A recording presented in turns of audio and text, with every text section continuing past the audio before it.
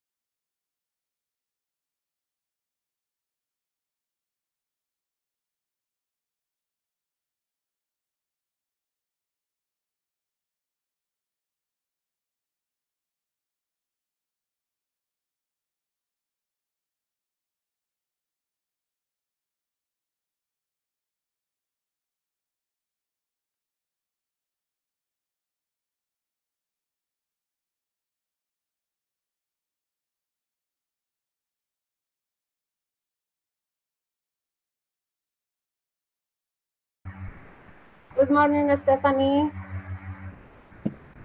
Good morning, teacher. How are you? Very good, and you? I'm excellent. Thanks for asking. Okay, Stephanie. You remember that we have a homework, yeah? Yeah, teacher. So tell me about the special day in your life. A special day in my life? Well, I choose another. Oh, did you choose another? Which one? When I surprise somebody. Okay, go ahead, Yeah. please. Okay. Well, this is my history. The last December, it was the first time that I celebrated Christmas with my boyfriend. On Christmas Eve, I want to surprise him. So I waited until my midnight and I asked him to sit in front of my TV and the video of my favorite romantic song started playing. He got very excited and listening carefully to the song. When the video finished, I immediately gave him a gift box. He opened his eyes, surprised, and hugged me.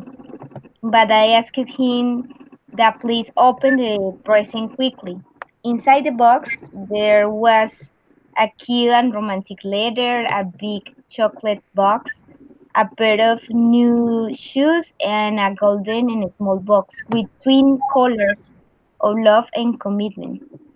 One for him and one for me. He was so happy that his eyes filled with tears. It was a very emotional night. Since then, we always wear our necklace. Oh my God, this is a really special present. Actually, it's very romantic and nice. Yeah, teacher was great. You are a romantic person then. Sometimes, teacher, sometimes. Oh my God, it looks nice actually. Thank you, teacher. Okay, very good, Stephanie. Congratulations. So you are a romantic person, and this is nice because now we can see a lot of persons that they are just for the moment, no? Yeah, So it's nice. It's nice when I can hear something like that. It's really interesting for me. yeah, it's a good thing, I think. But well, when the people pass for bad things in relationships, this how do you say that? This characteristic, I don't know, it's lost. But Yes, well, it's important to recuperar. I don't know how do you say that. cover. That well, I think that. Yes, but sometimes, because we don't have too much time, or maybe we forget this kind of special gift or presents. We don't use frequently. So it's actually nice when you say something like that. It's a good memory that you have. Yes. So, okay, Stephanie, for today we have a topic very nice and also important for us. Is how to improve our listening skill. So let me share. Oh my goodness. Let me share my screen now, and you can see.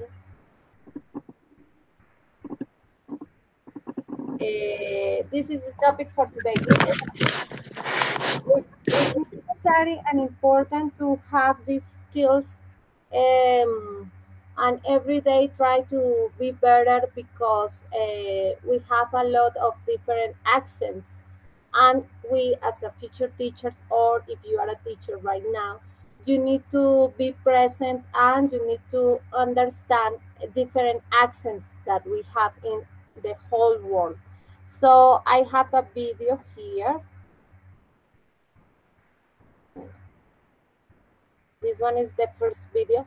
I want you to pay attention to some steps to improve our listening skills, and after we can talk about it. Hi, I'm Kasia. Welcome to Oxford Online English. In this lesson, you're going to learn how you can improve your English listening. You'll see simple, effective tips that anyone can use to improve their English listening skills. We'll also give you a practical, easy to follow study plan to help you improve your English listening fast.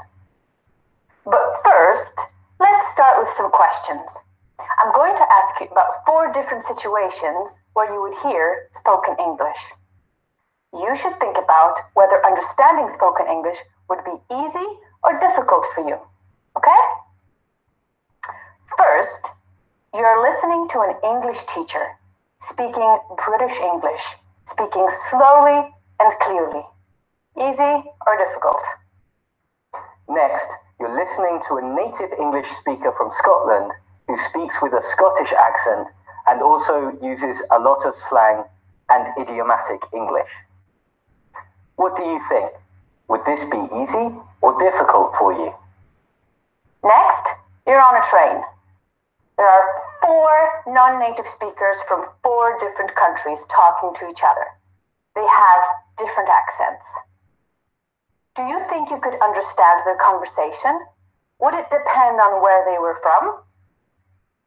Finally, you're listening to a news show on the radio or as a podcast. There are many different speakers, and of course, you can't see them. They're talking fast, using a lot of less common vocabulary, and changing topics often. How would you find this? Probably, most of you think that the first situation is the easiest and the last situation is the hardest. However, a lot depends on you and your experiences. The big question is, what can you do in those difficult situations? You've been studying English for years, but you still can't understand everything you hear. We get it. It's frustrating. So what can you do? Here's a question.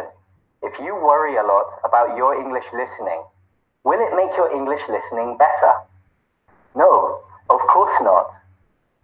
Many English learners get very stressed and anxious when they can't understand something. This doesn't help your English listening, and it can even make it more difficult to understand spoken English. To understand a foreign language, you need 100% of your brain power. Why can't I understand this? What was that word he just used? They're speaking too quickly. If you're worrying and thinking thoughts like this, you aren't concentrating on listening. You're focusing on your own worries and thoughts, and not on what you're hearing. This makes it harder to understand, not easier. So relax. If you understand, you understand. If you don't, you don't. It's not the end of the world. By relaxing and focusing 100% on what you're hearing, you have the best chance to understand. Bom, tirando fotos de aves e animais, que modo de disparo você prefere? Depende. A prioridade do obturador é boa para congelar o movimento. Por exemplo, esses pássaros que batem as asas rapidamente. That's Portuguese, if you didn't know. I don't know one word of Portuguese, so I can't understand anything she's saying. Is that a problem? No. Am I worried or stressed? No. If I listen carefully, I can hear a few words which sound kind of familiar, so I could maybe guess the topic in a very general way. Take the same attitude when listening to English. If you don't understand, there's nothing you can do about it. So relax. Being relaxed and focused gives you the best chance to understand what you hear. Remember, you need 100% of your brain power to understand spoken English or any foreign language. You know what takes a lot of brain power? Translating English into your language. So you can't do both. Professional interpreters who translate spoken language as they hear it have a very difficult job. In fact, they can only work a few hours a day because it requires so much concentration. If you listen to English and try to translate it into your own language at the same time, you're trying to be a professional interpreter, except you haven't had the years of training that they've had. Also, you're not getting paid like they are. Doesn't sound like a good deal, right? Again, when you're listening to spoken English, just listen. Don't do anything else. Don't try to translate things. Don't worry about words you don't know. Don't think about things you didn't hear. Just listen. Want to know a simple secret about understanding spoken English? You don't have to understand what someone said to understand what they mean. Wait, what? It's true. Very often I see English learners focusing too much on the things they don't understand. I hear things like, there was a word I didn't know, so I couldn't understand. Here's the thing. Understanding doesn't just depend on listening. Very often, there are other things that you can use. For example, if you're face to face with someone, you can use their body language, tone of voice, facial expressions to help you understand what they mean. Also, think about the situation you're in. What is the other person likely to say? What words are they likely to use? For example, imagine you're at the airport. You're checking in for your flight. What questions might you expect to hear? You'd probably hear questions like, did you pack these bags yourself? Have you already checked in online? Would you like an aisle seat or a window seat? Imagine you hear the last question, but you don't know what aisle means. Even if you've never heard the word before, it shouldn't stop you from understanding the question. You know that there are two choices, aisle seat or window seat. You know what window seat means. You know that aisle seat must mean something different from window seat, so you can work it out. Similarly, imagine you hear this. Have you chicken online? Chicken? Did he say chicken? That doesn't make sense. Right, it doesn't make sense. So probably the person behind the check-in desk didn't say chicken. You probably said check-in because that's what you're doing. You're checking in for your flight. So, when you're listening to spoken English, use everything you can to help you understand. Don't think, I don't understand one word, so I can't understand anything. It's just not true. At the beginning of this lesson, we looked at different situations where it might be easier or more difficult for you to understand spoken English. Generally, if you're familiar with something, it will be easier to understand. For example, if you learn English from a teacher and your teacher is male and British, you'll probably find male British voices easier to understand. On the other hand, you might find female voices slightly more difficult.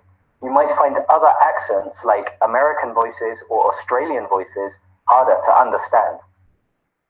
So, what's the solution? Very simple. Listen to as many different voices as possible. Don't limit yourself. If you only listen to one kind of English, you'll be good at understanding one kind of English. So, listen to different kinds of English. Listen to English people from the north, south, east, and west of the country. Listen to Scottish speakers, Welsh speakers, Irish speakers. Listen to men, women, and children. Listen to Americans, Australians, Canadians, and South Africans. Listen to Indian, Chinese, Russian, or Brazilian English speakers. What's that? You only want to listen to native English? Fine, but remember that more English is spoken between non-native speakers in the world today. So it could be a very good use of your time to listen to non-native English as well. It's not just about listening to different voices. You should listen to as many different formats and sources as possible. So, listen to songs, TV shows, films, audiobooks, textbook exercises, and anything else you can find.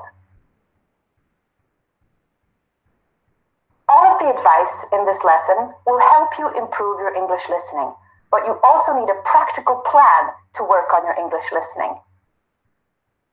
Let's make a plan together. Ready? It's very simple. You just need to follow 2 rules. Rule number 1. Do something every day. Rule number 2, do something different every day. Easy, right? But I don't have time. You don't need much time. If you have 10 minutes a day, spend 10 minutes a day. Of course, more is better, but be realistic. Don't say you're going to spend an hour a day on English listening practice unless you're sure you'll do it. Good target is 15-20 minutes a day.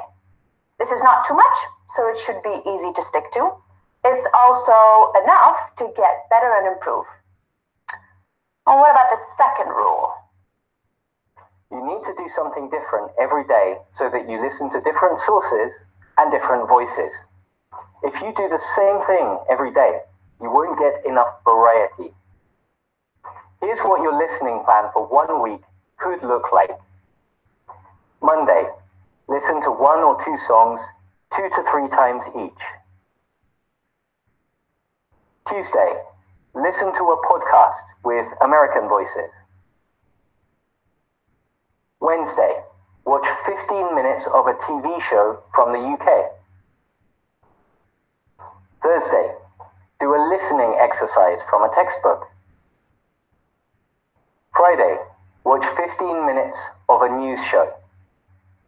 Saturday, watch 15 minutes of an old movie. Sunday, call a friend and spend 15 minutes speaking in English.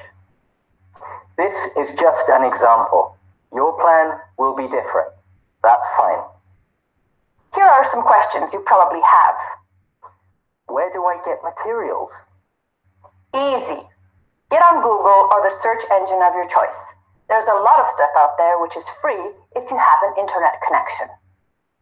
Yes, you have to work a little to find materials that will suit you. That's necessary because you should choose your own listening materials. How do I choose something which is the right level? There's a good rule here. The first time you listen to something, you should be able to understand more than 50% and less than 90%. If you can't understand half of what you hear the first time you listen, then it's too difficult. If you understand more than 90% the first time you listen, then it's too easy. So try to choose materials which are in this range. How do I stick to my plan and make sure I don't give up? Make your plan at the start of the week. Write it down. Stick it somewhere in your home, for example, on the wall or on your fridge. Think about what time of day you should do your English practice. Are you better in the mornings or in the evenings? Try to do your listening practice when your brain is at its best. Then, when you do your listening practice each day, cross it off your plan. That way, you'll see what you're doing every day. You won't want to miss a day.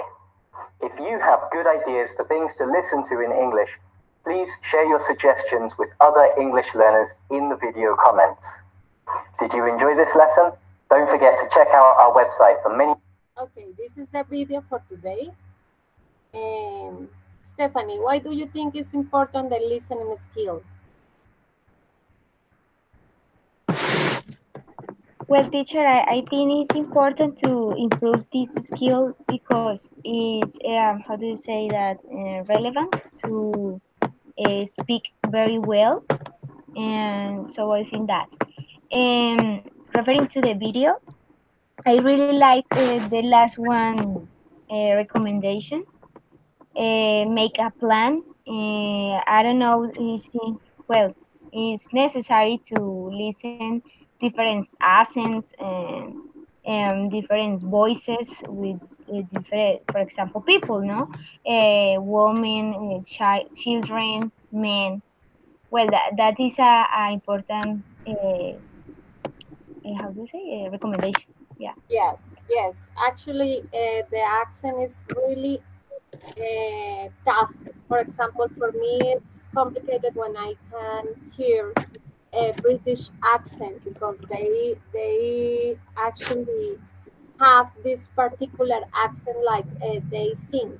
So it's for me it's kind of complicated, but I need to realize that I need to understand them. So like in the video mentioned, it's necessary to try to focus on the conversation and try to understand.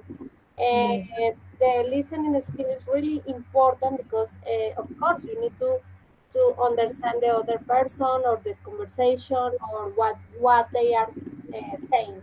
So it's necessary and it's must.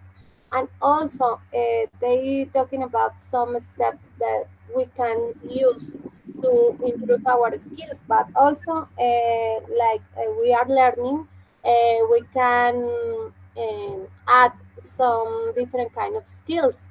because, for example, in the UNAD, we use a lot of writing skill.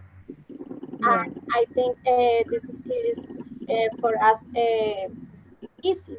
So we can implement different kind of skills like listening, talking to improve our fluency and stuff like that. I think it's important and necessary to try to study the second language every single day.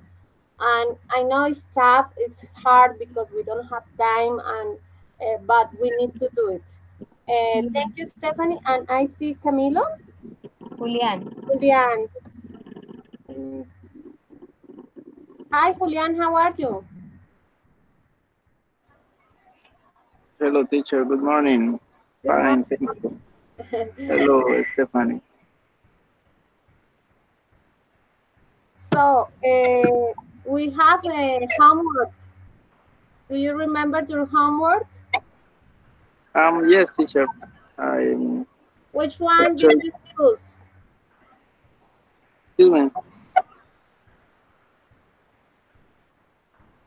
I think the second one.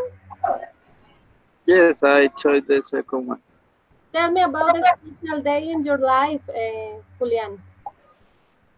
Okay, teacher. I remember that was in the last December. Um, we get together with my family. My brothers and I can get together with my father's house. Um, the first Sunday on the December, in the morning we prepare delicious sancocho. By the way, it's my favorite food. In the afternoon, we prepare some beef and chicken rolls. And the night we talk about some plans and things of the family. And of course, um, dance a lot, and that was my my favorite day the last year. Okay, very good. Actually, when we can enjoy together as a family, it's nice and important for us. And I think it's a special day for you, and it's looks very interesting actually. So congratulations and thank you, Julian. Do you like the video? Did you see the video? Yes, teacher, I see the last part. I saw the last part. The video say us that we work out the listening skill. It's something that need to do every day. Watch videos on YouTube. I like watch videos or listening to music. It's very important to understand every, well, to improve our listening. Yes, of course. When we can see a lot of different activities in internet, we can share a lot of different activities not to get bored, because sometimes we are boring or we don't understand and we stop the activity. So it's our job to try to find different resources, podcasts, audios, videos, TV shows that really improve our listening skill, and also the other skills and our fluency. Is necessary as a future teachers try to look for a lot of different resources and try to speak or listening or check all these kind of accents, for example, in internet. Okay, so now let me share again my screen, and this is the first video. I think it's important, like they mentioned, if you feel scared or worry about the conversation, you need to focus on it and try to to be present, because sometimes we are thinking in another stuff and we are not present. So it's necessary to pay attention to the conversation and try to focus on it. So I have here another video. This video is kind of different. It's a conversation between them and it's about the summer. So I want you to pay attention to the video, and after we are going to talk about it. And in this conversation, we're going to talk about summer. But before we do, be sure to go to fluency.com/summer to get the transcript, to find out how you can get the transcript and different words and phrases that are taken from this lesson. So yeah, we're going to talk about summer today. It was Kate's idea for the topic. Why don't you lead us off? Sure. So summer actually starts next week for us when we're making this video. So even though the weather's hot, it's just about to be summer. So my question, if I can kick it off with a question, is summer your favorite season? And No. Explain your answer. Okay, my favorite season is spring. Okay. It used to be summer when I was growing up in the UK. And that's because that's when we potentially had the best weather. Spring was always chilly. It was never really that warm. But then summer also used to be the time when you had the break from school. Yes. You had the break from whatever you were doing at that time, like university, college, what we call college, and school. So I used to love the summer holidays. I used to love them. We did so many fun things. But now I think it's spring because it's a lot fresher. It's not as humid. And you have all the period of warm weather ahead of you. Yeah. So you start and you say, okay, from now on, we're going to have so many months where it's not going to be cold, where we can do things outside, we can go swimming, etc. So almost like the anticipation of summer is better than summer. Yes. Yeah, because every week is another week where it's going to get darker earlier. Not really cooler, but you just have less time of that season. Yeah. And we're getting very close to the summer solstice, aren't we? It's Yeah, going to be absolutely. a week or so, less than a week. Less than a week. Yeah, and this is a time when it's the longest day of the year. What about you? To be honest, summer, it's the same. Summer has been my favorite season. I would say right now it's not my favorite season because, again, it's just a little bit too hot to enjoy the days outside. Because we live in the south of the United States, it gets up into the mid-80s and beyond. We have a lot of thunder showers in the afternoon. So I think that, it's not my favorite season, but there's just something special about summer, all of the light and the outdoor activities and the food. Yeah, like what I enjoy about it, and you have to try and make the most of it. Yeah. Going swimming. Yes. So to find an outdoor pool and just to feel really fresh and cool when it's hot outside. I also like staying out late, like outdoors, so we don't get the opportunity to do this as much these days, but just to sit on the porch, have a cup of tea, have a beer, listen to the insects, the noises that they make, and just relax. That's what I like about summer. And around here, we also have lightning bugs. Do you have lightning bugs in the UK? It's very rare to see one. I remember one time when I saw one, but that might have been on holiday or something. Yeah. But no, we don't.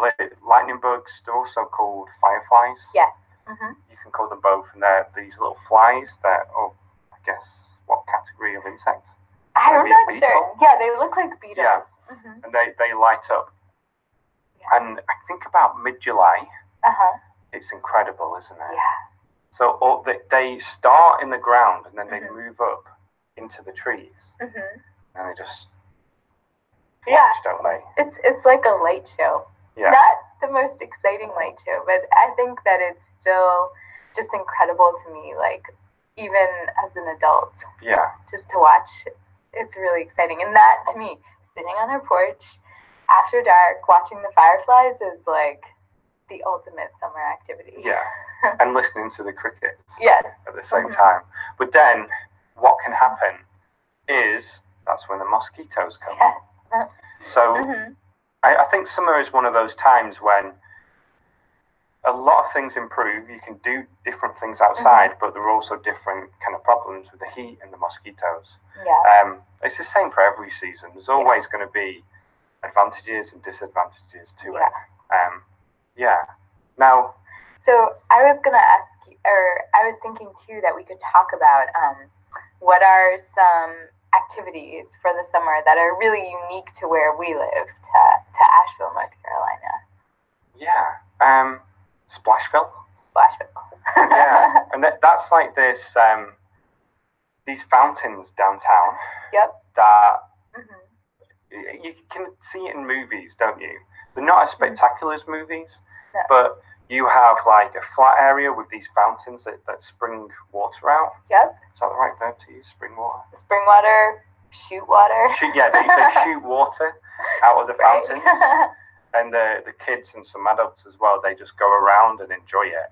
And it's a really good way to, take your kids somewhere that isn't a pool, but they can still get that water. Yeah. What else is there around Asheville? So river activities. Yeah, river. So you mentioned going out to an outdoor pool.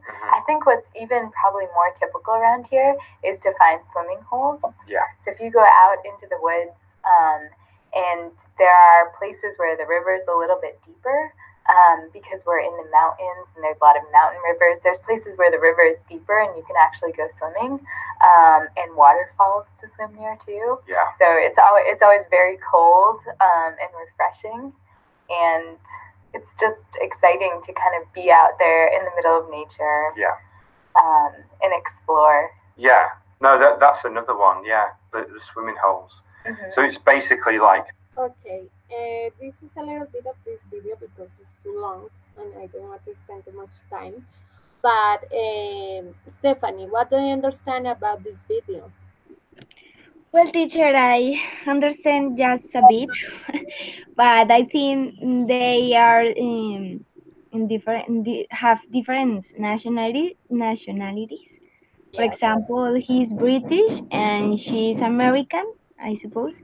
Yes. And they are talking about the season, summer, and the season is the favorite for them. She said that in this season there are different activities to do. For example, go to swim in the swimming pool, and she talks about go to the river, and she thinks that be in the middle of the nature is great, and he talks about the bad things of this season is the mosquitoes. Yes. And that I don't remember more. Okay, they're talking about fireflies. Do you know what this means, fireflies? Flies? Fireflies. No, I don't know what that. Luciérnagas. Ah, yeah. Yes. I know it's kind of tough word because she's talking about fireflies and how it's a show for her, and it's interesting to see them. They're talking about insects also. Yeah. Yes, they both of them have different nationality, and I want you to pay attention to these accents. He is talking different than her, but still we can understand the main idea. So, Julian, what do you think about this video? Thank you, Stephanie. Yeah, okay, teacher. They are speaking about the weather and the season, different season. She say that the favorite season is Spring. Spring. Yes, because is the weather is chilling and it's good. they compare a little word with the different streets, water and water, for example. Yes.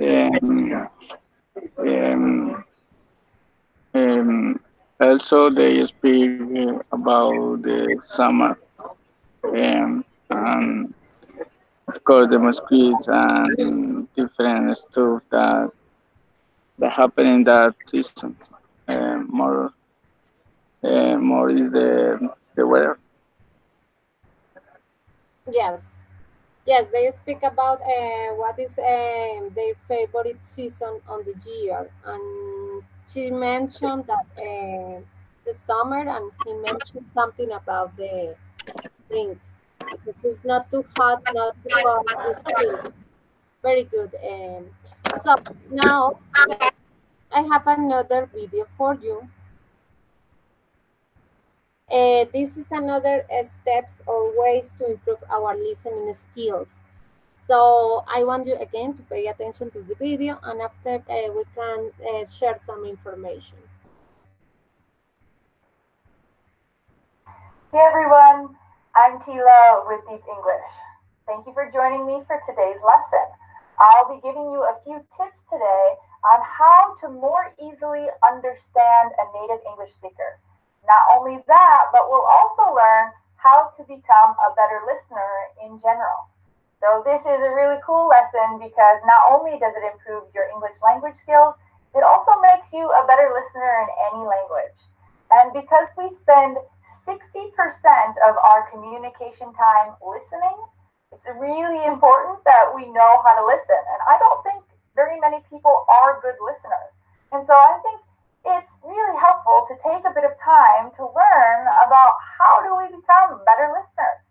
Because right now, you're probably retaining about 25% of what you hear when you hear someone speak in your native language.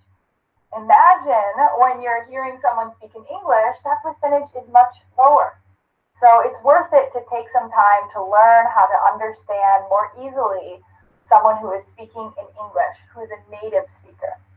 All right, so let's get started. I'll be giving you 4 different tips today. My first tip is to simply stay present. This is simple, but it's not necessarily easy. So there are 3 ways that I like to use to really stay present. So the first way is that when I'm listening to someone speak Spanish, because this is the other language that I speak, that's my second language, when I'm listening to them speak Spanish, I make sure that I don't over focus on every word they're saying. So I'm not trying to translate in my head what they're saying. Instead, I soften my focus and I pay attention not only to the words, but also to the tone of their voice, to their facial expressions and their gestures. Because when we tune in too closely to the words, we start to stress ourselves out and we lose the big picture. And sometimes it's hard to follow what they're saying. So don't translate every word in your head. I know it's easier said than done, but try not to do it. So the second way to stay present is to not try to make your response to what they're saying while they're still speaking. So, for example, when I was learning Spanish, I would be listening to what the other person was saying, but I was also trying to create the perfect Spanish sentence in my head to say in response. And this was obviously a problem because while I was creating this perfect response in my head, I was missing a lot of what they were saying. I was especially missing their tone and their gestures. So don't try to create a response while they are still talking. Instead, you have to learn to trust yourself. Trust that when they're done talking, that you'll come up with something, and you will. It will be easier the more that you relax into this. And so that brings us to the third way to stay present while you are listening to a native English speaker. And that is to remember that perfection is the enemy of fluency. Becoming fluent in a language doesn't mean that you speak or understand the language perfectly. No. It means that you're able to communicate with fluidity in the language, and that's it. That you're able to flow when you speak and when you listen. So don't try to be perfect, because the more perfect you try to be, the more stressed out you will be. And when you're stressed, there are places in your brain that actually shut down, and these parts of the brain are really helpful and necessary in communication. So we want to stay relaxed. We're not trying to be perfect. Instead, we're just kind of trying to flow with it. All right, so let's move on to my second tip to more easily understanding a native English speaker. And this one is to make learning English a necessity. So you probably have noticed that when you are in an English-speaking country, you learn English more rapidly if you've ever been in one. And you probably heard that you learn English more rapidly. And this is true because when you are in a country that speaks the language that you are trying to learn, you learn it more quickly because you have to learn it. It's necessary for you to catch the bus or for you to go grocery shopping. So you have to learn it. The good news is that we can make learning a necessity in our own lives no matter where we live. So there are a few simple ways to do this. Number one, if you can make a friend who only speaks English, so maybe online, someone who only speaks English, so they don't even have an opportunity to change into a language that is easier for you while you're speaking. So an English-speaking friend who doesn't speak any other language. That would be great. That would be a really huge bonus in learning English more quickly and learning to listen. But even if you don't have a friend who only speaks English, there are other ways that you can make learning English a necessity. So, for example, anytime that you are looking for a recipe of something to cook online, instead of Googling it or instead of looking for something in your own native language, why not go on YouTube and look for the recipe on YouTube from an English speaker? And so this way you have to listen to every detail that they say. And so you tune in more quickly and you learn new vocabulary more easily because it's necessary for you to cook a meal. Okay? Let's see, what's another way? Okay, another way. So whenever something breaks in my life, I usually Google it or go on YouTube and I say, how can I repair whatever? So for example, my boot broke the other day. The zipper of my boot broke. And so I went on YouTube and I said, how to fix a zipper. And I watched the video and I fixed it. So the next time that you're looking to repair something, instead of looking in your own language, why not go on YouTube and look in English? And so that you have to pay attention. If you want to wear those boots, you're going to have to learn to pay attention in English to the details. So making English a necessity, I think that one's really important. Oh, and there was one other thing I wanted to say here. If you've ever been on the phone and you've had the option to hear something in English or in your native language, it's really cool to choose the option in English, and that makes you tune in. So if you want to pay a bill and you press, okay, I'm going to hear it in English, you will have to tune in if you want to pay that bill. And so making a commitment to use English for some of the things that you have to do in your life will make English a necessity. All right, my third tip. This one is kind of obvious. Movies, TV shows, and Audible or audiobooks. When I was learning Spanish, I loved to watch a movie in English and then to watch it again in Spanish without any subtitles. And so this way is a really cool way to more easily tune in to a native speaker because you already have the big idea of what's going on in the movie. So you already know what's happening. You know the characters and the plot. So you can tune into smaller details. And in this way, you will tune your ear so that you can more easily understand new words. Another awesome thing that I love to do while learning Spanish is listen to an audiobook of a book you've already read in your own language. So, for example, I love Harry Potter books. I know I'm a nerd, but Harry Potter is awesome.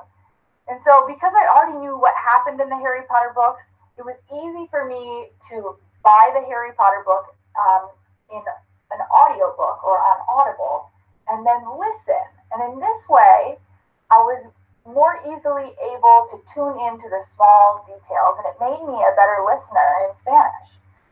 You can also just go on YouTube and look for, there's often small segments of books on YouTube in audio form. Or TV shows. Netflix is a really great way to make yourself a better listener, really in any language, but especially in English. All right, let's move on to tip number 4. Listen to many accents. So when I was learning Spanish, I thought I was pretty good with my listening and understanding. I learned Spanish in Ecuador. Then one day I was trying to speak Spanish with someone from Argentina, and I couldn't understand what they were saying. And I was so disappointed. I thought, what? I really thought that I understood Spanish pretty well. Well, I understood Spanish well in one accent, but to really understand another language well, you have to listen to it in several other accents. So, for example, listening to English in an Australian accent or a British accent or even a Western accent from the Southern US can really help you to become a better listener in English. One cool tip I have for you here is to think about things that you have a lot of interest in. So maybe you're really interested in soccer. Go on social media or on YouTube and find someone who talks about your favorite soccer team, but with an Australian accent. And then find like 2 more interests. Maybe you're also really interested in doing makeup. So find someone else with maybe a British accent who does tutorials on how to do your makeup. So in this way, you can listen to several different accents, and you'll become a really great listener in English. It'll be so much easier for you to understand a native English speaker if you've listened to several different accents. Okay, so those were my 4 tips for becoming a better listener and for more easily understanding a native English speaker. I hope this lesson not only helps your English language skills, but also helps you to become a better listener in your own language. So this is another video to improve our listening skills. And it's important to realize that we have a lot of different accents. So we need to pay attention to that accents and try to understand them. So it's important to practice with different kind of activities, like she mentions, videos, audio books, podcasts, whatever it's in internet. We can try to practice a lot. So Stephanie, do you like this video? Yeah, teacher, of course. She talks about don't translate in our minds, but this is difficult because, well, when I listen a words, different words of phrases, I how do you say, inconsciente awareness. I don't know how this that. Yes. I translated at the moment. So I think it's hard, that part.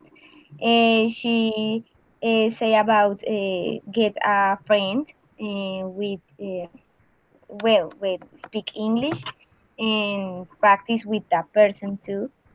And will you say in different accents too? And for example, don't think in the response.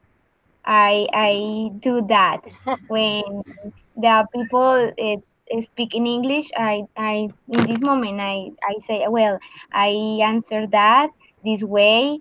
I will to say this word. Maybe this phrase is perfect for this question. And well, That's it. Yes, we need to change that because, of course, we need to pay attention to that person, and maybe this person change the plot of the conversation. So it's important to realize that, of course, we have to speak and we have to answer some questions if it's necessary or during the conversation. But of course, our mind is going to respond. So don't worry about that. You need to pay attention to the person, if the gestures or the accent or the tone. But it's important try to be on the conversation without make the response because of course our brain is going to respond, so it doesn't matter. Okay, very good, Stephanie. What about you, Julian? What do you think about this video? Do you like the video? Yes, teacher, of course. She gave us, excuse me, she gave us very interesting advice about how become how be, excuse me, how become a better listener. She says that we don't know to translate words in our mind. That was something that I I was months ago, years ago. Um, don't respond while the other person is talking. How my partner Stephanie, I sometimes do that. Um, Listen different accents is important. When we watch videos, sometimes it's good with video in British accent or American accents. Um, Other good advice is make a friend. Um, a time ago, I had a friend of United States, but for my work, I sometimes I can't to have internet, so I lost the communication with him. But that is a good idea. That person can correct your writing or listening, and you improve every day. Yes, of course. It's hard for us to find a friend uh, to speak as English or the second language. But actually, this works very good. And if you have a chance or the opportunity to practice with him, it will be excellent because this is a great opportunity to learn and practice a lot our vocabulary, our fluency, and it's very nice. If we can share also look in the internet with different kind of pages that help us looking for a friend or a guy who speaks in English, uh, that will be helpful for our skills. So I have here again, let me share my screen again. So some exercise for you. So this is a funny English conversation, and I want you to pay attention. It's very nice and fun. So pay attention to this video.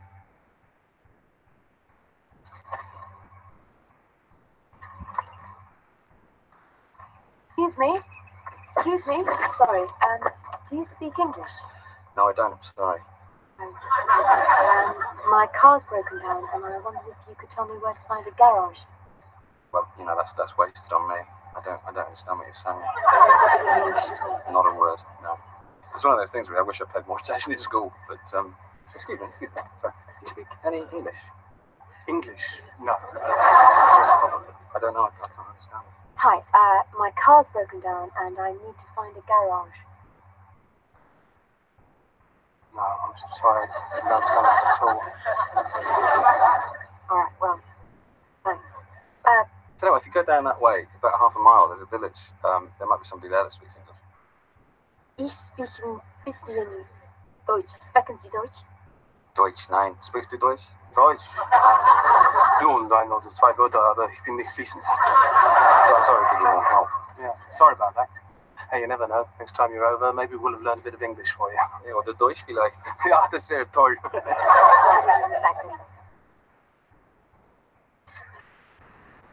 I can speak English. So can I. Okay, Stephanie, do you understand this video? More or less, teacher. So I think is she is asked him. I asked them is they speak English and or they always answer no speak English, but they are speaking English in fact. So. Okay, yes. But the rest of the conversation, no, I don't understand. Okay, what about you, Julian? Did you understand the video? Teacher, I only understand the main idea. The question that she made is you can speak English, and he say no, I can't. But however, he speak English. Yes. The only that I can understand. Yes, both of them may and they make fun of her because they speak English, of course. And she asked if they speak also Dutch, and they say some stuff in Dutch too. So they make fun of her. So this is a video, and you can see different kind of accents here. So I have another. This page actually is really nice, and I found it because of this session. Is some exercise or audios in different kind of levels, basic, intermediate, or advanced. So you can practice here. I will send the link, and it's with the transcription, exercises. We have here audio, text, podcast, a lot of different stuff here that you can use and practice, and it's very interesting actually. So we are going to practice now. Let me check. I think it's this one. Yes. So I want you to pay attention to this audio. I will play it twice, and after we can check the conversation and the answers. And I want you to pay very carefully attention to this audio, okay? Hello, my name is Stephanie, and I live in a villa in Spain. We have 2 bedrooms, 2 bathrooms, a small kitchen, and a nice lounge. The furniture is very Spanish, because when we left England, we left all our English furniture there. It's very light and bright. The garden is very beautiful, and we also have a lovely swimming pool. I spend a lot of time in the garden looking after the plants and making sure everything is tidy. Okay, again. Hello, my name is Stephanie, and I live in a villa in Spain. We have 2 bedrooms, 2 bathrooms, a small kitchen, and a nice lounge. The furniture is very Spanish, because when we left England, we left all our English furniture there. It's very light and bright. The garden is very beautiful, and we also have a lovely swimming pool. I spend a lot of time in the garden looking after the plants and making sure everything is tidy. Okay. So, Stephanie, the furniture is very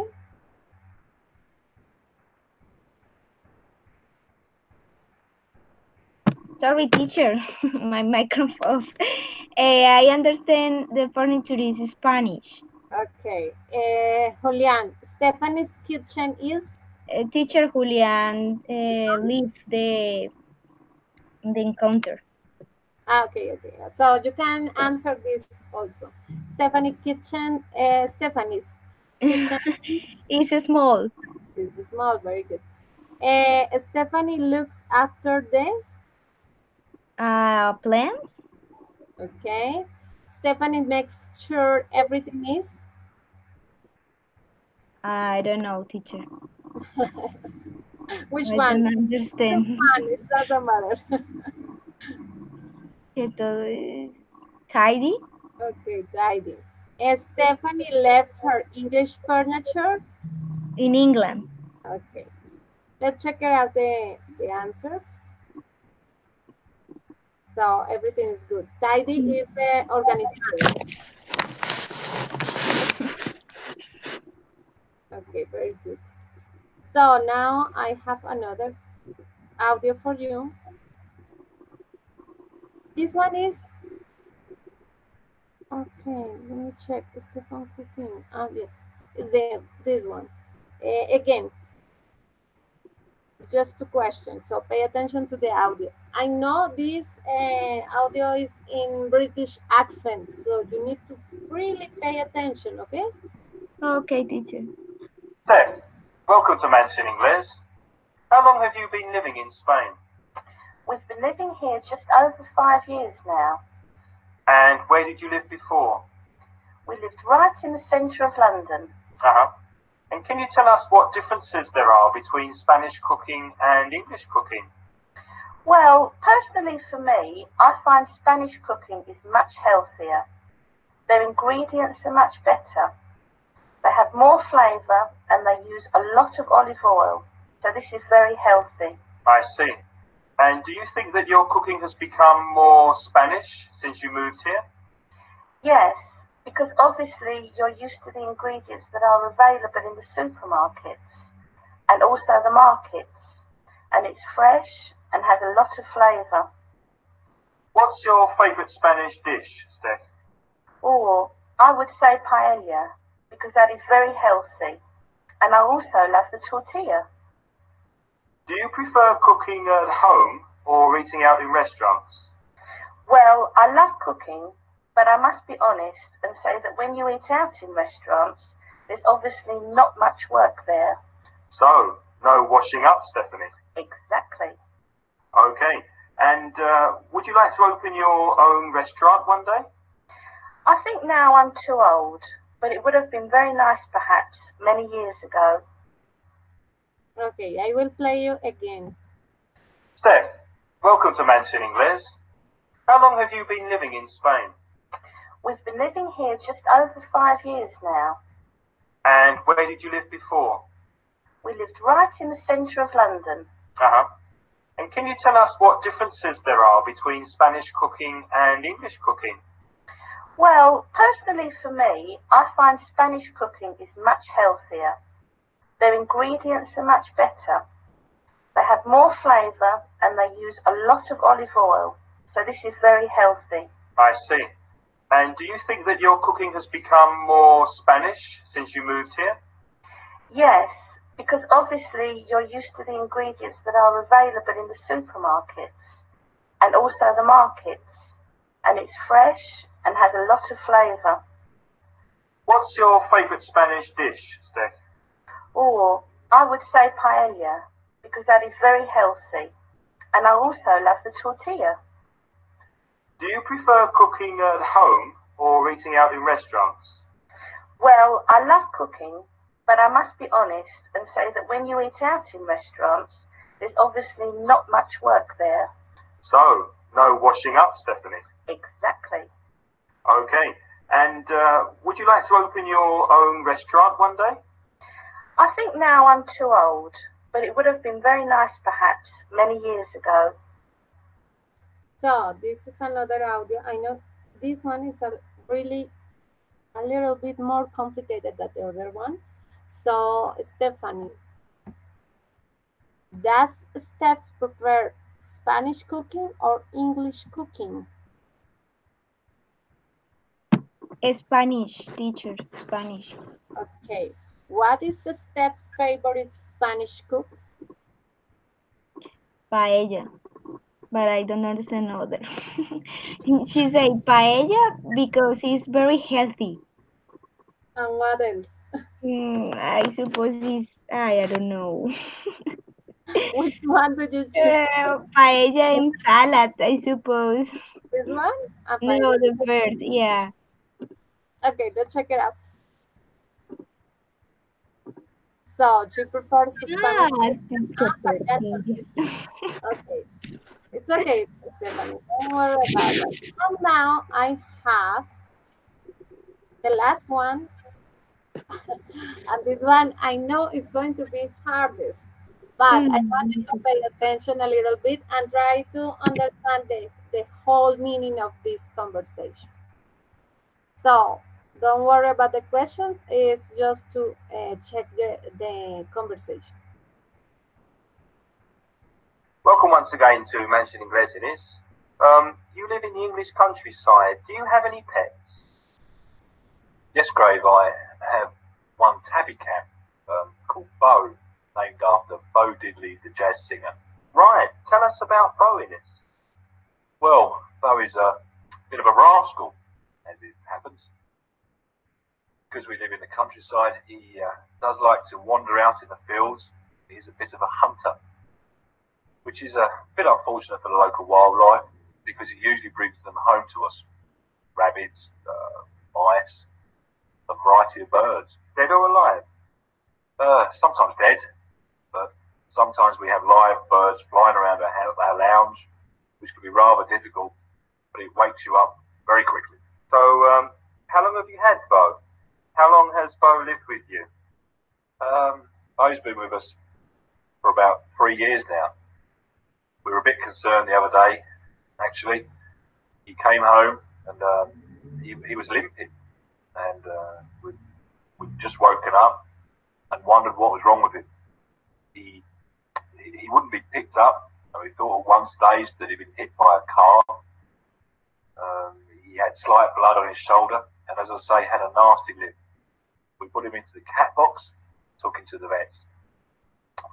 The vet said, well, we won't be able to see you for 2 to 3 hours. I said, well, I think Bo's been hit by a car. Can we see someone immediately? The veterinaries rushed around and said, no, we didn't realise that the cat had been hit by a car. And we finally went in to see the vet.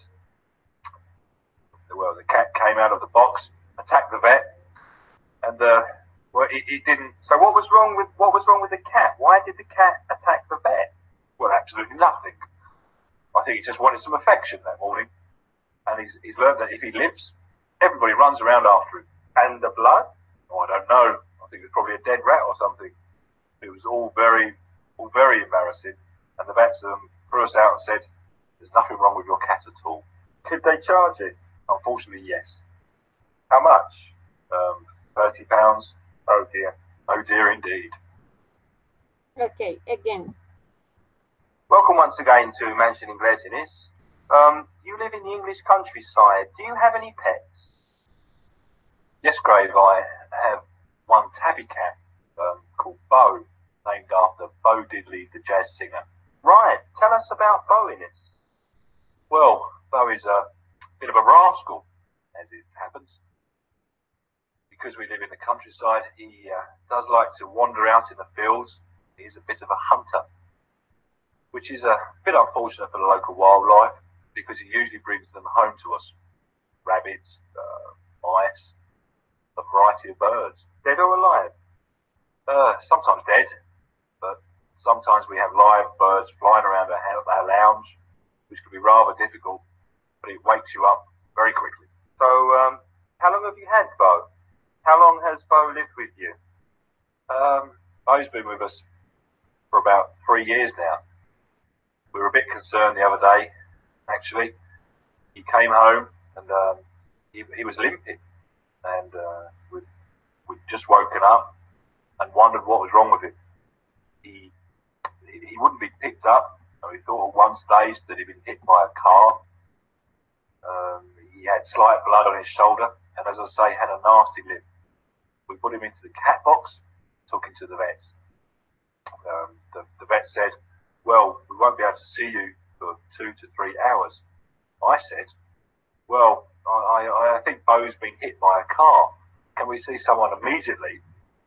The veterinaries rushed around and said, oh, we didn't realise that the cat had been hit by a car. And we finally went in to see the vet. Well, the cat came out of the box, attacked the vet, and well, it didn't. So what was wrong with the cat? Why did the cat attack the vet? Well, absolutely nothing. I think he just wanted some affection that morning, and he's learned that if he limps, everybody runs around after him. And the blood? Oh, I don't know. I think it was probably a dead rat or something. It was all very embarrassing, and the vets threw us out and said, "There's nothing wrong with your cat at all." Did they charge it? Unfortunately, yes. How much? £30. Oh dear indeed. So this one is another audio. Stephanie, did you understand something about it? Teacher, well, I understand that he lives in England countryside. Yes. He mentioned rabbits, and I think I heard something like carrots, but I don't know. I don't know more. Yeah, you can see the accent is really tough and complicated. Yeah, a lot. He's talking about a pet. He has a cat. His name is Boo or Bo. So he mentioned that once the cat was sick, so he think that the cat has some car accident. So he went to the vet and he asked him about see a doctor very fast because his cat was sick.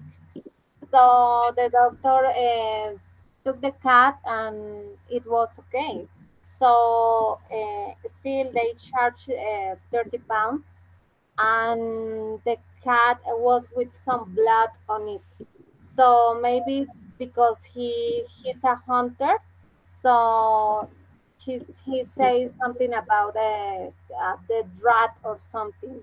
So this is the main idea of this audio, and I know it's tough and complicated.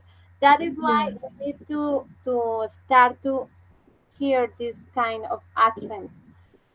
For me, it's really tough and complicated, this England or British accent. Yeah, they speak really, I don't know, they sing, oh, it's nice, it's lovely, and it's really tough for me. But we need to start to practice, we need to hear this kind of audios just to realize that we have this kind of accents that we need to start to practice, okay? Very good, Stephanie. And finally, I have here a conversation, and you are going to be Ines, and I am going to be MI because I think Camilo is gone. Julian? Yeah. Julian, Camilo, I forget his name. So Julian. Okay, so now I am going to be MI and you are going to be Ines, okay? So, okay, Ines, welcome to Mansion English. You are a scuba diver. Can you tell us what happened the very first time you dived? Certainly, Craig. The first time I dived, I was very nervous. I was in Egypt, a resort called Nevada. I went down to approximately 20 meters deep and was a little bit concerned at the depth. Yes. Yeah. We were at and became a little bit scared and breathing very heavily and ran out of air. Oh dear. Oh dear, indeed. Fortunately, the instructor I was with noticed I was at difficulties and came over to me and gave me her mouthpiece to use to take air. Even better, she was an extremely attractive Italian lady and had to run her legs around me to make sure I stayed safe and calm and swam to the surface with me. It was very much in the end good fun. Well, that's incredible. Did the things improve, Ines, after this first dive? I seemed to get my confidence back, and the dive instructor seemed to expect more from me as the dives went on. On one particular occasion, they took us down to 30 meters, which is the deepest I've ever been.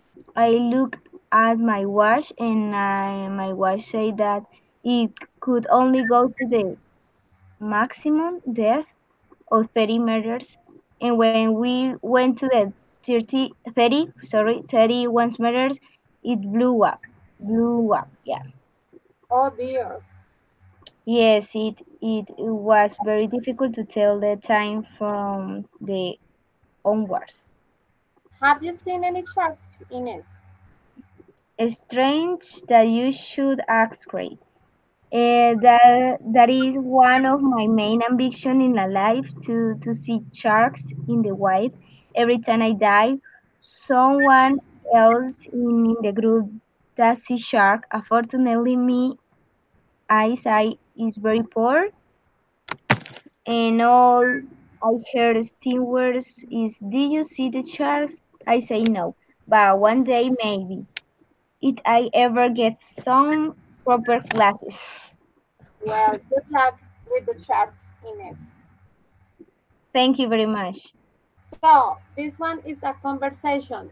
Do you understand the main idea of this conversation, Yeah, Stephanie? dive is I forget the word. Well, with the people swim in the depth of the sea of the ocean and see different animals and something like that. But, bucear, yeah, Scuba dive. and yeah, and she have a terrible accident, something like that, because the instructor have to help her and she can breathe, Yes.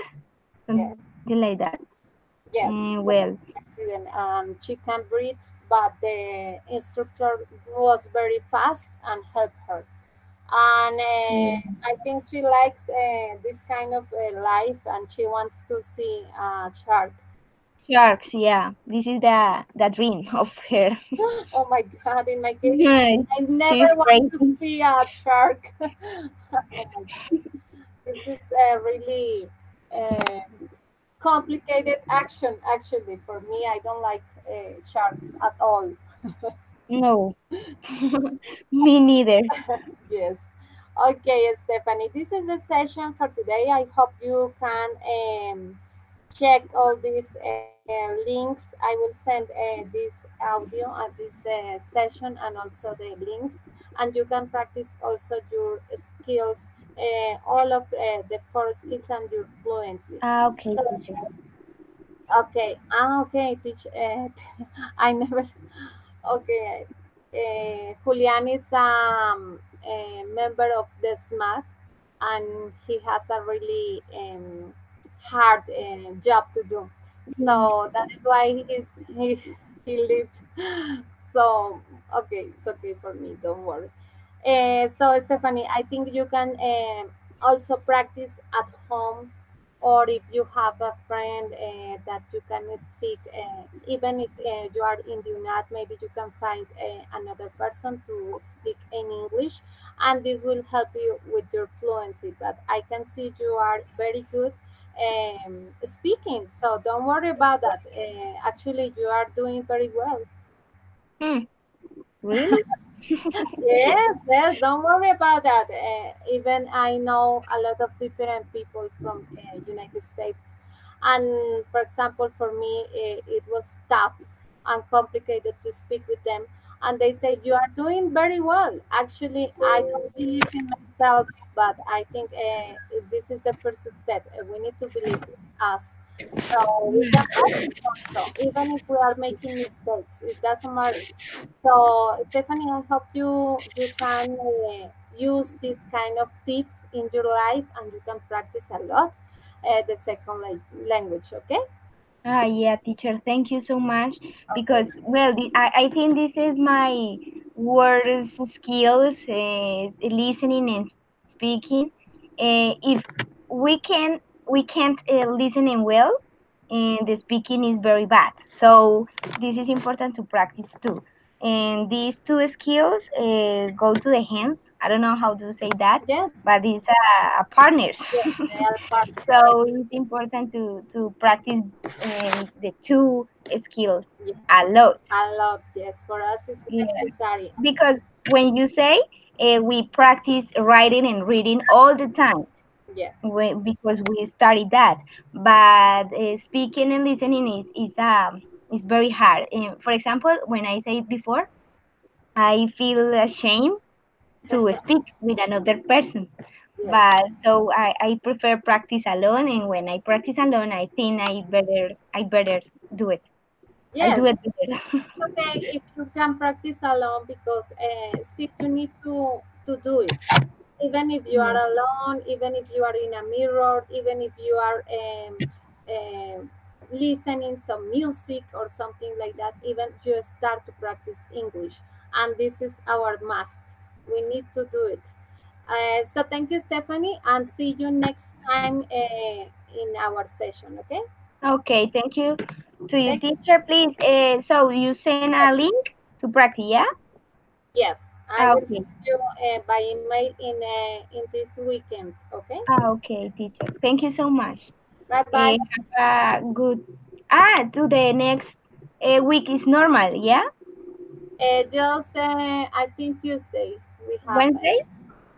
Oh yes, yes. Sorry about that. Yes, Okay. just we have one lesson, because the other days the days are Holiday?